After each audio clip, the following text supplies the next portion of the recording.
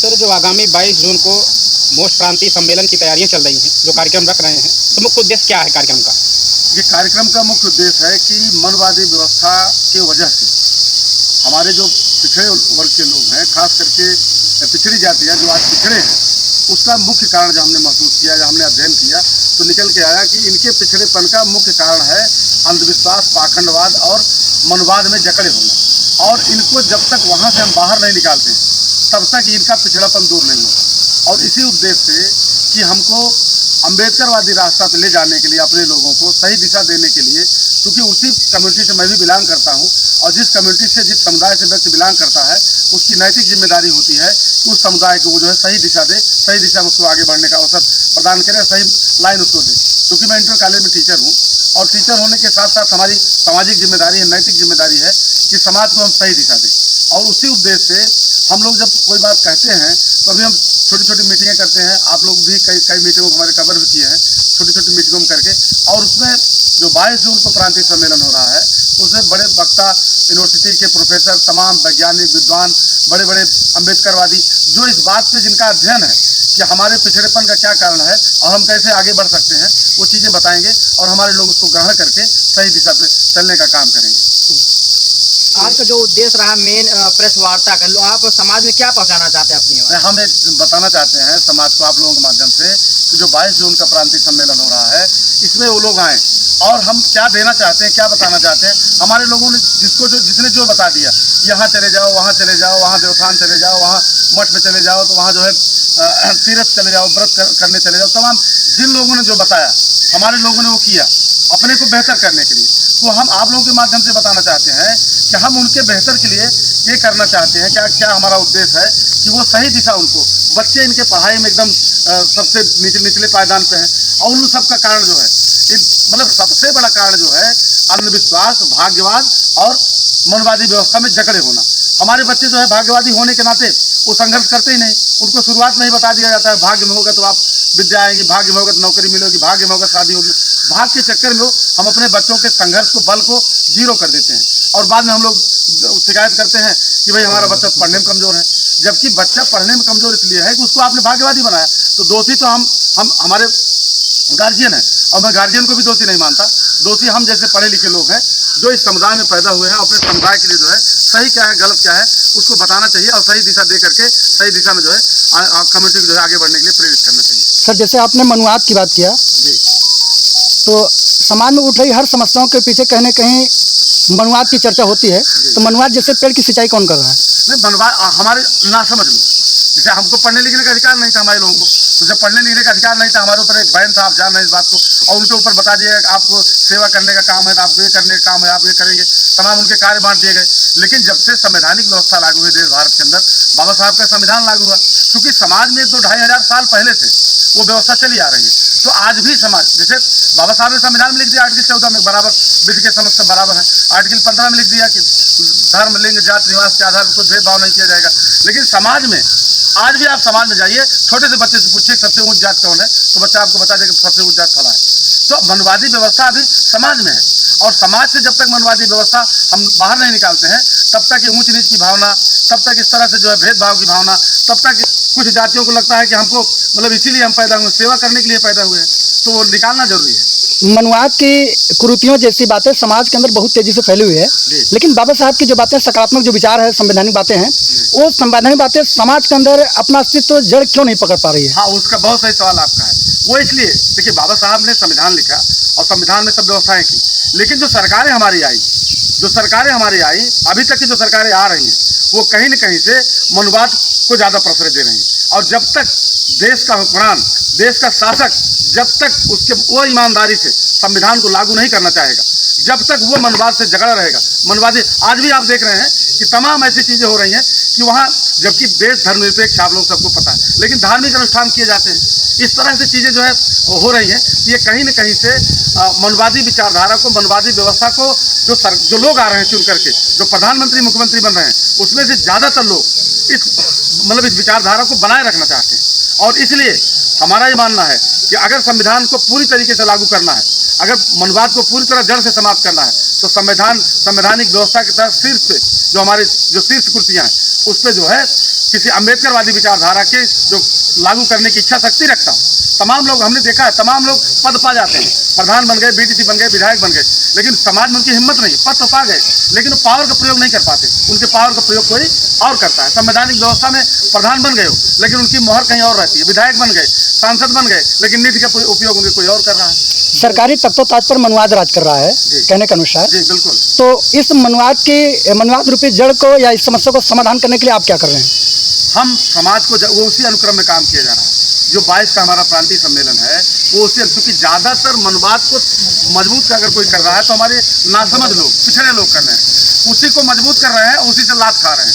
इसलिए हम जो मनोविधान है इसको हम दुनिया का सर्वश्रेष्ठ राजनीतिक ग्रंथ, मतलब सबसे बड़ा कूटनीतिक ग्रंथ मानते हैं कि 4.5 साल जो है पीटे काट तोड़ने की बात करता है, निष्ठा हिंसा की बात करता है, और 4-5 महीने के अंदर अंदर वो लोग जो है हिंदूवादी बात करके भाई हम लोग सब धर्म है ये है इस तरह की बात करके अपना काम कर लेते हैं और पिछड़ों का प्रयोग कर लिया जाता है पटरा बल्ली की तरह। फिर पिछड़े प्रयोग है, प्रयोग होने के बाद फिर उनको जो है जहाँ तहाँ नीच है, टूट है, यहाँ वहाँ इस तरह की व्यवस्था चल रही है। सर, आप बड़े हिम्मत के साथ जो है आज प्रेस वार्ता कर रहे हैं और मनुवाद के जगह पर एक कुठाराघात कर प्रहार कर रहे हैं, लेकिन आप जैसे हमारे समाज में और भी बुद्धिजीवी लोग हैं, लेकिन उनके विचार में ये बातें क्यों नहीं है अभी तक? देखिए, विचार में सबके आएगी। मैं उसको महसूस कर लिया।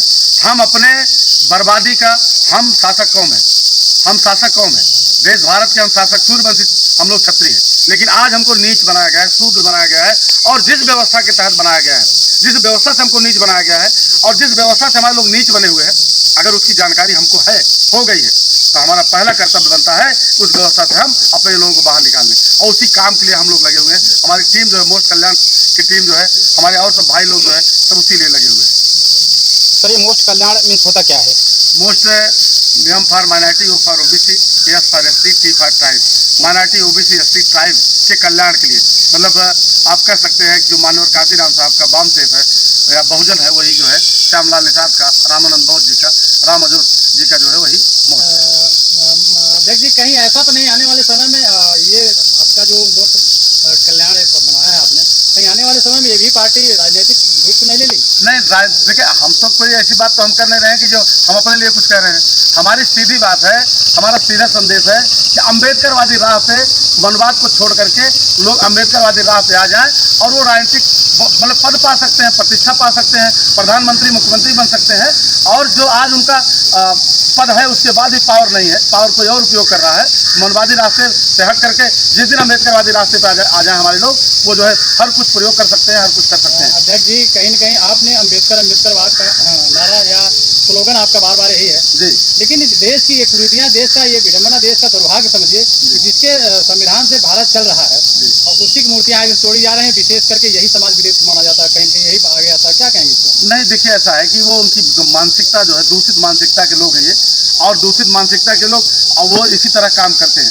आरक्षण की व्यवस्था जो संविधान में दी गई है, अगर वो ईमानदारी से आरक्षण लागू कर दिया गया होता तो आज सब कुछ सही हो गया होता।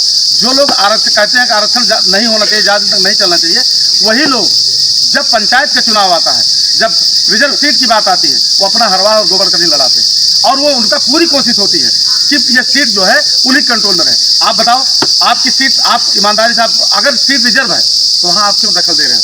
आप क्यों दखल देना चाहते हो, क्यों अपने पास रखना चाहते हो? इसका मतलब कि उनकी नीयत ठीक नहीं है, वो हमेशा जो है उससे काबिज रहना चाहते हैं, आरक्षित सीट पे भी काबिज रहना चाहते हैं, और जब तक ये व्यवस्था रहेगी। अध्यक्ष जी, बोलना चाहेंगे, ये जो आरक्षण की बात आती है, लोग ये कह रहे हैं आरक्षण नहीं चाहिए, ये नहीं, देश को खोखला बना रहा है, तो देश में आरक्षण खत्म करना जरूरी है? जात नहीं, देखिए, ऐसा है, जब तक जातियां रहेंगी, हम कह रहे हैं कि आप जाति को खत्म कर दो, आप ऊंच नीच की बात खत्म कर दो, आरक्षण आज वापस ले लो, हम लोग इस लायक हैं। लेकिन देखिए, आरक्षण जो दिया गया है वो सामाजिक हीनता, हमको सामाजिक रूप से हम कितना भी काबिल हों, हमारे अंदर कितनी भी क्षमता हो, लेकिन हम अगर शूद्र हैं तो हमारा व्यवहार उसी तरह किया जाएगा। आरक्षण इस सामाजिक व्यवस्था को दुरुस्त करने के लिए किया गया।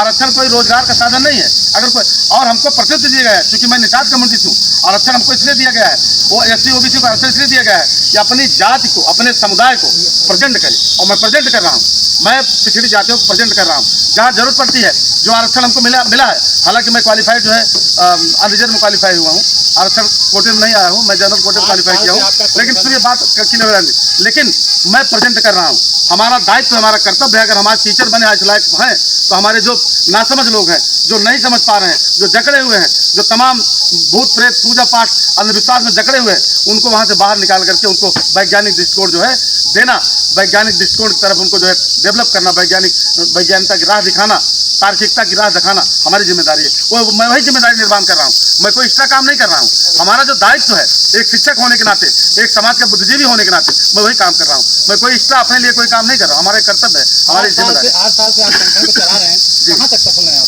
हम अब भाई सफल हम सुल्तानपुर से शुरू किए, आज आपके जौनपुर में हम जो है प्रांतीय सम्मेलन कर रहे हैं, और अब बहुत सारी सफलता तो आप लोगों के ऊपर है। आप लोग इसका अगर सही ढंग से प्रचार प्रसार करेंगे तो बड़ा कार्यक्रम होगा, और पूरे पूर्वांचल में, पूरे प्रदेश आप लोग तो चाहेंगे अभी 10 मिनट के अंदर अंदर पूरी दुनिया में फैल जाएगा, पूरी दुनिया में संगठन का मोस्ट का जो है वो हो जाएगा, चर्चा हो जाएगी, चर्चा शुरू हो जाएगी। तो आप सबका कितना सहयोग मिलता है उसके ऊपर है संगठन का विस्तार। ये 22 तारीख को जो आपने कार्यक्रम रखा है, 22 जून, ये प्राकृतिक रूप से, और ये जो ऋतुएं हैं उनके अनुसार ये बरसात का मौसम है जी, और आपका लंबा कार्यक्रम होना सुनिश्चित है जी। कैसे सफलता अगर हो सकती है? गर्मी इतनी प्रचंड है या मौसम इतना देखिए, हमारे लोग जो है गर्मी में भी खूब काम कर सकते हैं, जी। पसीना भीग करके भी काम कर सकते हैं, और पानी में भी जो है काम करते हैं।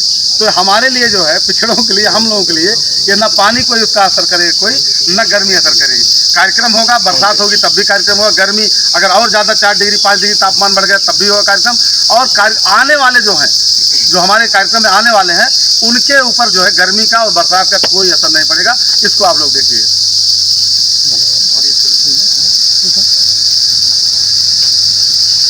जैसे तमाम लोग आते हैं, शुरुआत में अच्छी बातें बताते हैं, और जब वो एक पद पे बैठ जाते हैं तो बैठने के बाद सारी चीजें पीछे वाली वो भूल जाते हैं। तो फिर समाज का भला कैसे हो? कहाँ हम पद पे बैठने के लिए कह रहे हैं? हमने इसको बार कहा कि हमको पद बैठा दीजिए। नहीं, जैसे आज आपका जो ये अधिवेशन चल रहा है, आने वाले समय में एक विशाल रूप लेगा, तो आपके लिए भी कोई न कोई एक जगह निश्चित होगी। तो फिर ये पीछे वाले कैसे क्या करें? हम तो अपने लिए कुछ कह नहीं रहे हैं, हम तो एक विचारधारा की बात कर रहे हैं कि हमारे लोग मनवाद छोड़ करके अम्बेडकरवादी रास्ते पे आ जाएं, वो आगे बढ़ जाएंगे। तो अम्बेडकरवादी विचारधारा हमारी विचारधारा, अपनी श्यामलाल निषाद की विचारधारा है नहीं। अम्बेडकरवादी एक बहुत बड़ी विराट विचारधारा है। हो सकता है अगर हम कहीं गलती कर जाएं, हम कहीं लालच में आ जाएं, कहीं हम निष्क्रिय हो जाएं, तो जो रास्ता है अम्बेडकरवाद का, हमारे लोग उस पर चले ना भाई। अगर देखिए, विचारधारा और व्यक्ति में अगर चयन करना हो तो व्यक्ति को चाहिए कि वो विचारधारा का चयन करे, व्यक्ति का साथ छोड़ दे। हम तो करें, अगर हम विचारधारा छੱडते हैं, हम कहीं लालच स्वार्थ में आते हैं, कहीं हम किसी उसमें आ जाते हैं, तो हम कहाँ करें हमारे साथ आए? हम तो विचारधारा चलने के लिए बात कर रहे हैं। हमने कभी नहीं कहा, हमारे किसी चीज़ को आप नहीं देख सकते हमारे किसी भी उसमें कि हम अपने लिए कुछ कह रहे हो कि हमारे साथ आइए, हमको मजबूत नहीं, ऐसा हम कर नहीं कहते। हम बाबा साहब के अम्बेडकरवादी विचारधारा पे, बुद्धा की विचारधारा पे, फूले की विचारधारा पे, साहू की विचारधारा पे चलने की बात करते हैं। तो हमारा उसमें नहीं कुछ ना।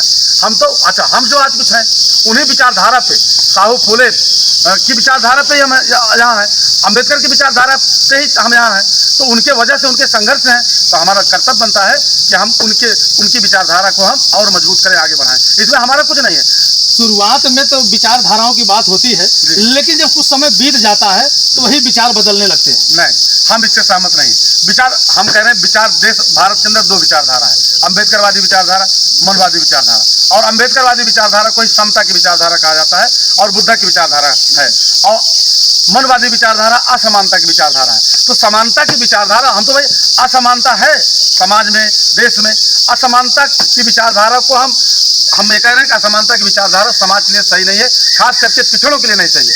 इसीलिए पिछड़े हैं वो, कि असमानता की विचारधारा समाज में जिंदा है, मौजूद है, इसीलिए हमारे लोग पिछड़े हैं। वो छोड़ करके समानता की विचारधारा, अम्बेडकरवादी विचारधारा पर चले, इसमें हम क्या मांग रहे हैं यार? हमारे लिए क्या, हम तो अपने लिए कुछ कह भी नहीं रहे, हमको ये चाहिए वो चाहिए, हमको ये दीजिए वो दीजिए। अच्छा, इस सम्मेलन का अध्यक्ष जी मेन विजन क्या है? मेन विजन यही है कि हमारे लोग, जो बैकवर्ड के लोग, ओबीसी एसटी माइनॉरिटी के लोग, हम लोग जो बातें टहल करके छोटे छोटे मीटिंगों में कहते हैं, वो बड़े बड़ा, चूँकि हर जगह बड़े बड़े थिंकरों को हर जगह हर गांव में नहीं ले जाया जा सकता। तो बड़े बड़े थिंकर, बड़े बड़े विचारक, बड़े बड़े अम्बेडकरवादी वो यहाँ बुलाया जा रहा है। और हम जहाँ जा करके काम किए हैं, जहाँ जा करके लोगों से बात किए हैं, लोगों से बताए हैं, जो लोगों से हमारे भैया रामजोत भैया वगैरह और हमारे कोटेदार भैया वगैरह सब लोग जो जा करके बता रहे हैं, तो एक होता है ना कि और बड़े बड़े जब विचारक आएंगे, बड़ी बड़ी लोग जो है जब बातें होंगी, तब उनको लगेगा कि नहीं, श्यामलाल अकेले इस बात को नहीं कह रहा है, श्यामलाल अकेले ही नहीं कह रहा है, रामानंद बौद्ध अकेले नहीं कह रहा, बहुत सारे बड़े बड़े थिंकर, बड़े बड़े विद्वान, बड़े बड़े विचारक इस बात को कह रहे हैं। और बहुत सारी सारी चीज़ें हमको भी सीखने को मिलेगी, हो सकता है आपको भी सीखने को मिलेगी। अगर वहाँ देखेंगे तो हो सकता है आपको भी कुछ नई नई बातें मिलेंगी आपको। जैसे मनवादी जो सोच है, जो मनवादी विचारधारा है, इसकी जड़ तो उल्टी है जी और उल्टी तरफ से ज़्यादा इतने ऊपर चली गई है। तो कैसे इसको करेंगे आपकी कैसे काटेंगे? अर्थ पे लाएंगे, इसको काटेंगे, इसको एक समान लाएंगे। देखिए, हमको अगर अपने लोगों को वहाँ से हम बाहर निकाल लें, हम उसी पर लगे हुए हैं। शायद आप लोग अगर टाइमलाइन हमारी देखेंगे तो 2 मीटिंग 3 मीटिंग हम रोज़ करते हैं। काले टाइम से हम जब निकलते हैं तो 1-2 मीटिंग हमारी रोज़ होती है। तो हम उसी पर लगे हुए हैं। देखिए है क्या कि जो चीज़ें लोगों को समझा दी जाती हैं, जो चीज़ें लोगों को बता दी जाती हैं, लंबे समय तक उस पर लोग चल देते हैं, तो एक परंपरा एक वो बन जाती है। तो उससे तोड़ना, थोड़ा सा अलग हटना, लोग थोड़ा भय लगता है। लेकिन धीरे धीरे ऐसा नहीं है कि जो चीज़ें सोची गई हैं, जो चीज़ें की गई हैं, बहुत सारी परंपराओं को तोड़ा गया है, बहुत सारी चीज़ें टूटी हैं। आपके देश में ही बहुत सारी चीज़ें कम हो गई हैं।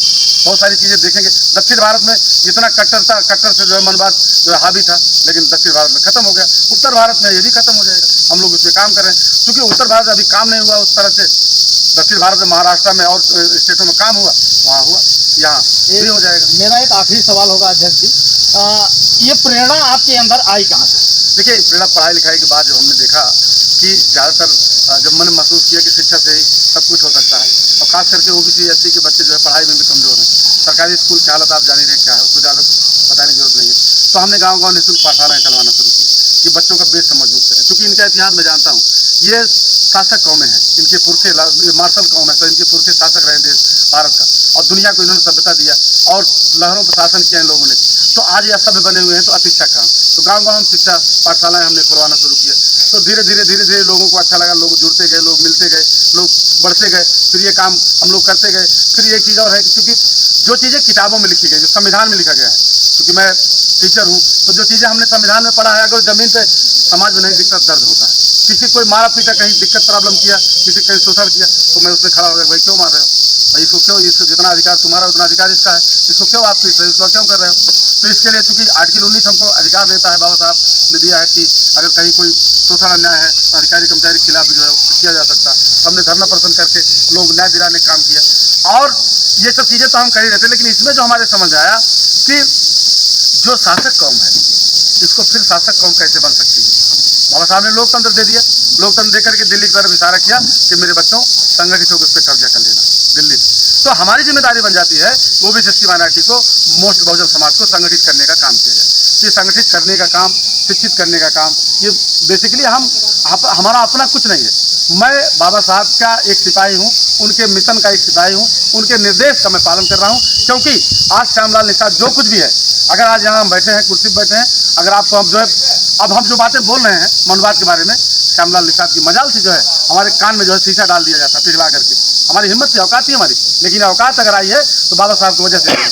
बाबा साहब, इसलिए हमारा कर्तव्य बनता है कि जो बाबा साहब के अधूरे कार्य हम उसको, जो बाबा साहब का निर्देश है उसको हम पूरा करें। धन्यवाद, बहुत बहुत धन्यवाद।